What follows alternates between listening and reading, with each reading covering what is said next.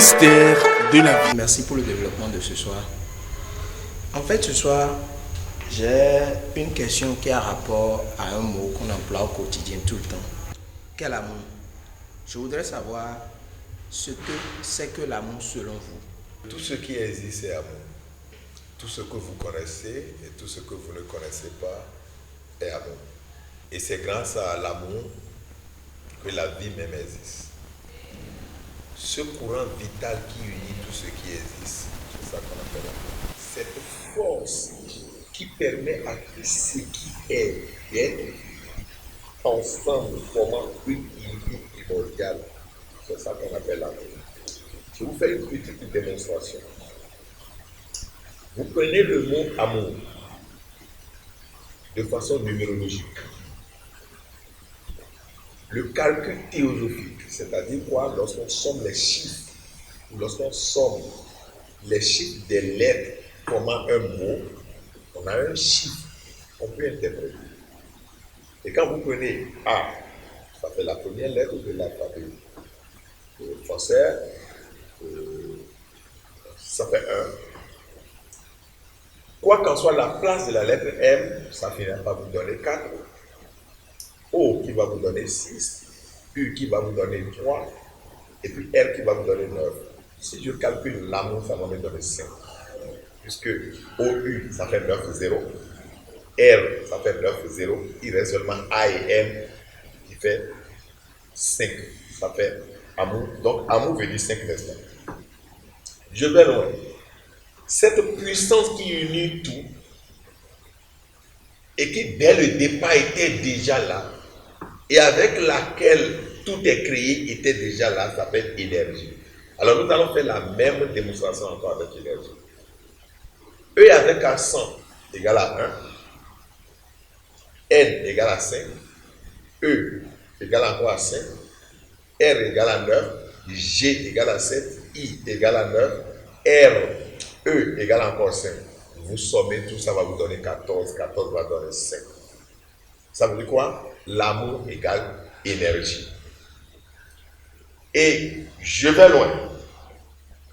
Quand je prends le mot feu, F égale à 6, E égale à 5, U égale à 3, si vous calculez, ça va vous donner 5. Ça veut dire quoi?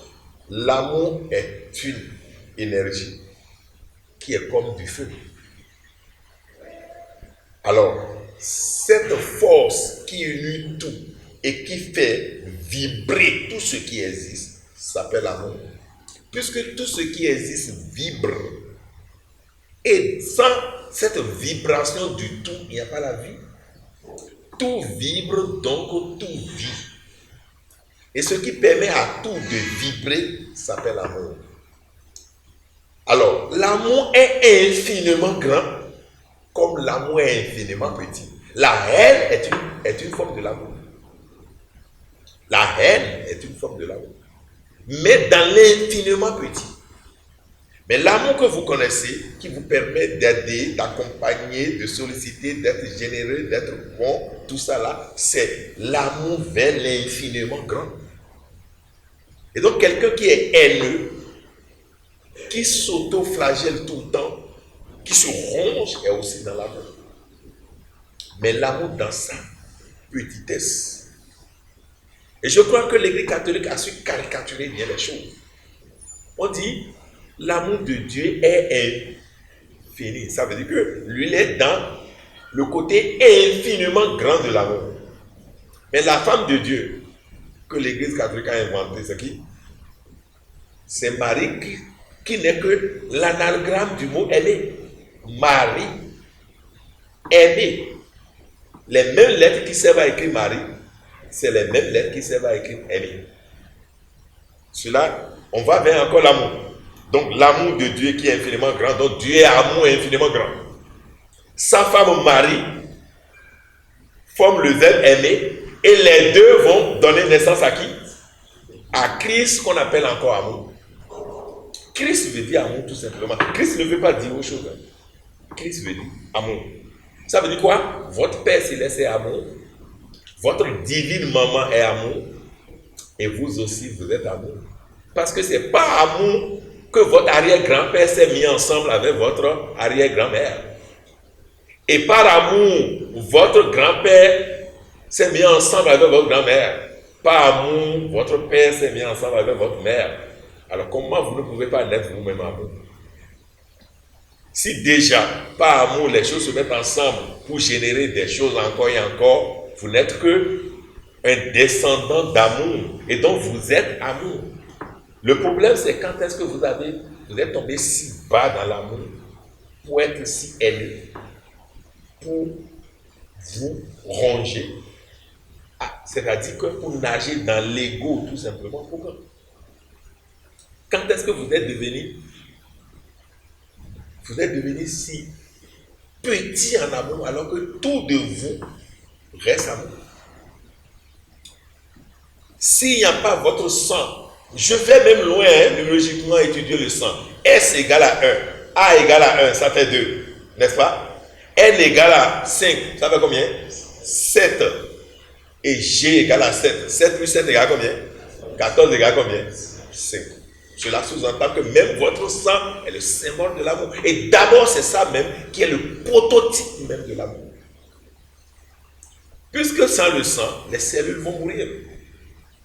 Sans le sang qui va irriguer les cellules, les tissus, les organes, en leur apportant le dioxygène. Vous voyez, dans l'amour se trouve la générosité. Et le sang en démontre. Le sang apporte du dioxygène aux organes et va prendre des organes, le dioxyde de carbone qui constitue leur mort. Et le sang dit aux cellules, tissus, organes, vous n'allez pas mourir, je suis là. Et donc, par amour, tout existe. Alors, lorsque vous vous mettez à séparer les éléments du tout, vous tombez si bas dans l'amour. Quand vous dites, je suis moi, bouddhiste, je ne suis pas chrétien, vous séparez déjà la vie. Quand vous dites, moi je suis chrétien, je ne fais rien avec le vaudou, vous séparez déjà la vie. Et donc vous tombez si bas dans l'amour. Parce que vous ne pouvez pas, de façon désintéressée, apporter votre aide à quelqu'un qui n'est pas de votre religion. Puisque vous avez déjà séparé les choses entre temps. Et donc l'amour dont il s'agit pour vous ici n'est pas l'amour qui coule les rues. C'est l'amour dans ce qui unit. L'amour unitaire, l'amour unité. L'amour qui est appelé l'union. Puisque c'est sans l'amour, il n'y a pas d'union. Toute union sans amour ne dure jamais. Même si c'est l'argent qui vous permet de vous mettre ensemble, ça veut dire que le jour où l'argent finit, tout finit. Mais le vrai amour, l'amour infiniment grand, n'a pas de fin. On dira tout simplement, Christ a versé son sang. Pourquoi le mot sang accompagne Christ? Pour dire, le sang est le symbole de l'amour. Le sang est le symbole de l'amour. Et donc, lorsque vous voulez profiter du tout, élevez votre taux vibratoire en amour, en aimant, en vous aimant, et en aimant votre entourage sans condition. Parce que si vous voulez aimer avec condition, vous êtes déjà séparés. Et la séparation vous plonge donc dans l'amour infiniment petit. Alors, lorsque vous aimez de façon désintéressée, vous aimez, vous ne savez pas pourquoi vous aimez. Vous pouvez vous poser des actes liés à l'amour, mais vous ne savez pas pourquoi vous le faites. Vous le faites parce que c'est comme ça. C'est votre vie, ça. Lorsque des gens furent le malade lépreux dans la Bible, personne n'ose le toucher. Et Jésus a étendu ses mains pour le prendre dans ses bras. Lui ne voit pas sa maladie. Puisque la maladie est une illusion liée au mauvais comportement de qui vous êtes, aux mauvaises pensées de qui vous êtes. Mal dit quand vous dites quelque chose de façon mauvaise, vous l'avez pensé, et donc vous avez posé des actes qui seront en adéquation avec vos pensées, et donc les résultats sont là pour vous. Il est écrit, tout bon arbre produit de bons fruits, et tout mauvais arbre produit de mauvais fruits. Alors l'amour infiniment petit doit produire des fruits amers, des fruits acides. Mais l'amour infiniment grand va produire maintenant des fruits doux, des fruits délicieux. Et lorsque vous êtes dans cet amour, vous êtes en même temps dans le feu dévorant. Plus votre amour est grand, plus le feu constituant votre aura est aussi vorace. Et rien ne peut rentrer dedans. Vous manquez d'amour et donc vous avez peur qu'on vous agresse. Vous manquez d'amour et donc vous avez peur qu'on vous agresse. Vous avez beaucoup d'amour en vous. Vous n'aurez même pas dans votre tête qu'on pourra vous embêter. Il y a un maître qui dit, lorsque votre cœur est rempli d'amour, même si vous approchez un serpent venimeux, vous verrez en lui beaucoup d'amour. Il n'osera même pas vous regarder. Puisque le feu dévorant en vous ne lui permettra même pas de vous approcher pour vouloir vous mordre. Si entre-temps il n'était pas amour, et s'il est amour, il rentre dans votre feu dévorant, il ne peut pas vous mordre. Lorsque votre feu dévorant est au top et à son top niveau, c'est-à-dire votre amour si grand, le lion qui est à 50 km de vous, même affamé, va fuir. Ou un autre animal de son rang d'amour va passer devant lui, il va commencer par courir pour le chercher. Et vous, rien. Vous pouvez vous coucher dans la forêt et des scorpions vont passer, n'osant pas rentrer dans votre champ vibratoire. Parce que ce qui sort de là, c'est du feu solaire. Le soleil ne demande pas est-ce que c'est un chien ou chiot, ou un porcin, ou une chèvre. Le soleil donne son amour à tout ce qui existe. Alors vous voulez donner ce que vous avez d'abord à vous-même, à vos frères, à vos sœurs, à ceux que vous connaissez, et peut-être après à ceux que vous ne connaissez pas. Ce que je m'en vais vous dire, c'est l'Africain a quelque chose de spécial. Vous ne sentez pas qu'il arrive que l'Africain donne tout de lui à l'étranger qu'à son frère. Parfois, un étranger qui passe et qui dit s'il vous plaît, je suis un étranger, je ne sais pas où dormir. Mais quand nous on était petits et que les religions révélées n'avaient pas encore formaté les cerveaux, mais en même temps, on court, on donne de l'eau, et parfois on dit que peut-être c'est Dieu qui vient de rendre visite. C'est notre philosophie africaine, ça. On dit, comme on ne connaît pas la personne, c'est peut-être Dieu qui est venu. Et il faut bien l'accueillir. On donne de l'eau rapidement, on lui donne des boissons, on lui donne à manger, on demande s'il va se laver, on lui donne un coin à se laver et à passer la nuit là. Mais aujourd'hui, la religion révélée, accompagnée de la nouvelle société dans laquelle nous vivons, vous pousse à avoir des idées bizarres. Et s'il mourait la nuit, et si la nuit il volait quelque chose pour partir, et si, vous voyez, ces idées-là ont quitté où? Ces idées-là nous poussent vers un monde du chaos, un monde où il n'y a pas de l'amour. Si l'amour, au départ, n'oubliez pas, était l'énergie qui unit tout, le jour où il y a de chaos, ça veut dire quoi? Ça veut dire l'énergie qui unit tout perd sa vitalité. Et donc les choses deviennent séparées. Ce n'était pas l'amour que les hommes s'étaient mis ensemble pour construire la tour de Babel. Tout dit, la puissance qui animait les gens, c'était de l'amour. Ils voulaient rester ensemble. Et rester ensemble, c'est devenir Dieu. Il y a le Pharaon Liofo qui dit, c'était dans un froid terrible, terrible. Et l'époque était décidée à rester ensemble. Les uns couvraient les autres par sa chaleur, par leur chaleur. Mais une fois ensemble, les piquants des uns commencent par gêner les autres. Et c'est ce qui nous arrive. Et les choses se disent, mais tu me piques là, toi tu me piques, toi tu me piques. Et chacun dit, mais si c'est ça, je vais quitter le groupe pour vivre seul. Mais c'était quand même dans un froid terrible. Et une fois séparés, les pauvres képis ont commencé par trouver la mort chacun dans son coin. Alors qu'ensemble, les uns protégeaient les autres par leur chaleur et il n'y avait pas la mort. La chaleur qui leur préservait la vie, c'était l'amour. Et donc, imaginez un enfant bourré d'amour pour lui-même et d'amour pour ses parents. Imaginez un homme bourré d'amour pour lui-même et bourré d'amour pour son pays. Qu'est-ce qu'il va faire pour son pays?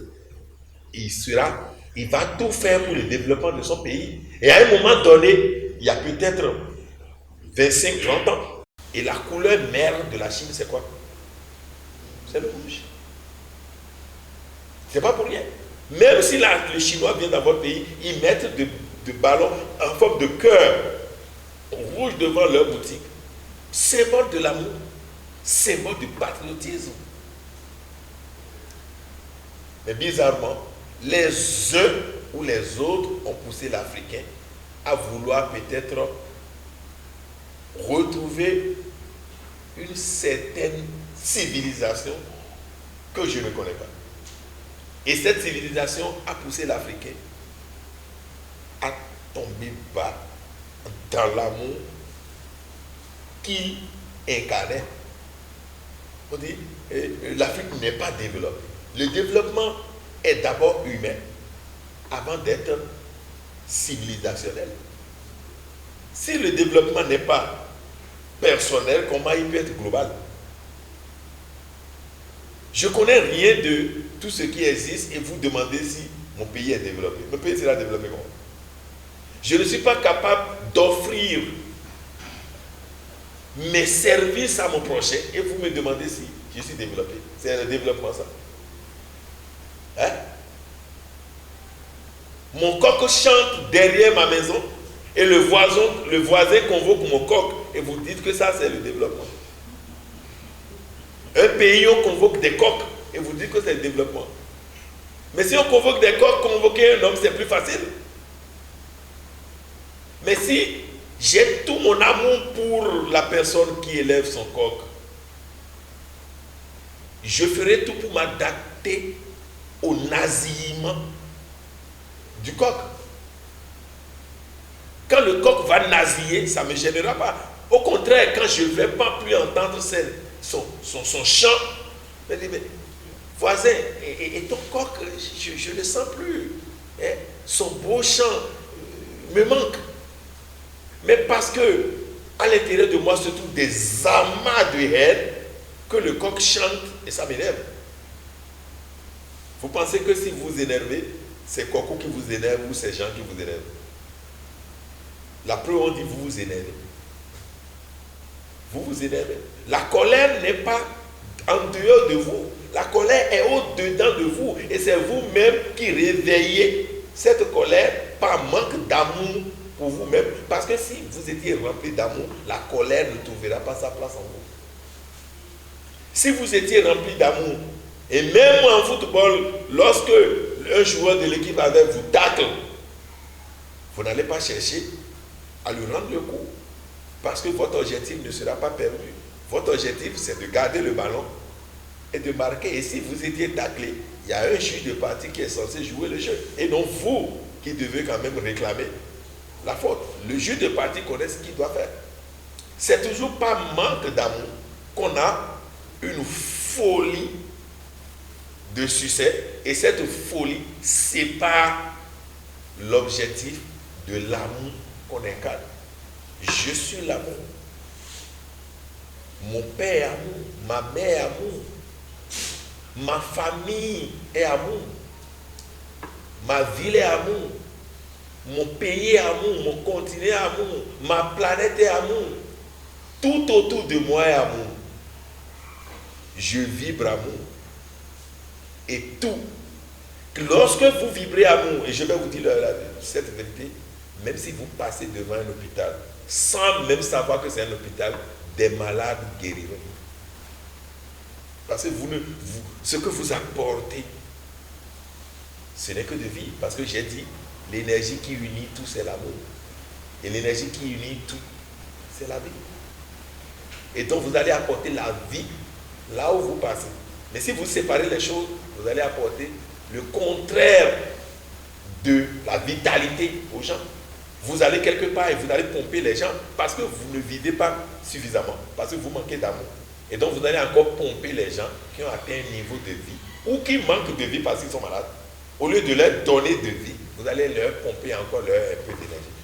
Est-ce que vous n'avez jamais constaté, vous discutez tranquillement avec des gens et vous êtes fatigué? Vous n'avez jamais senti ça? Vous discutez tranquillement avec des gens et vous êtes très fatigué. Ou vous saluez certaines personnes et vous êtes fatigué. Parce que cette dernière manque de vie et donc manque de l'amour.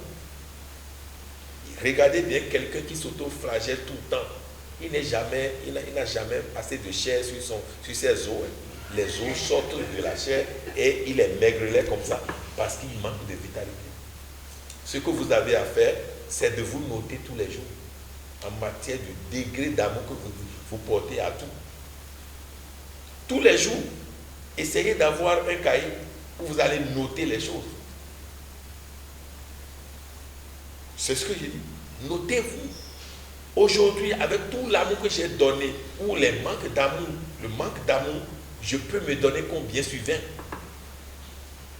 Ce n'était pas un hasard que le chien était venu me voir. Merci. Ce chien, c'est tout grand comme ça, les gens sont venus le vendre. Les gens sont venus le vendre tout grand comme ça. On l'a ligoté avec des fils de fer.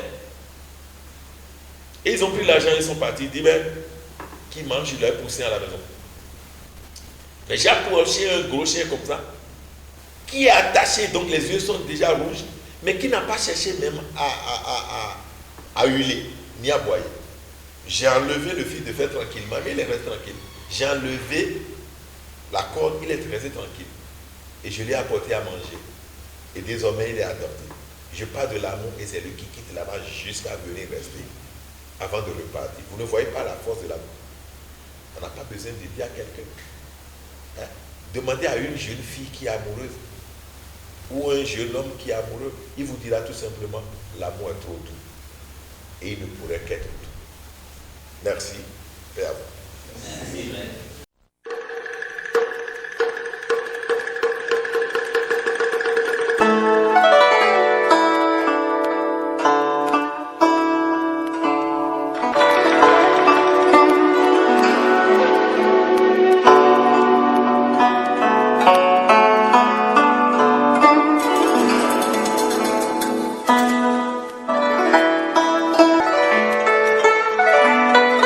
Mystère de la vie.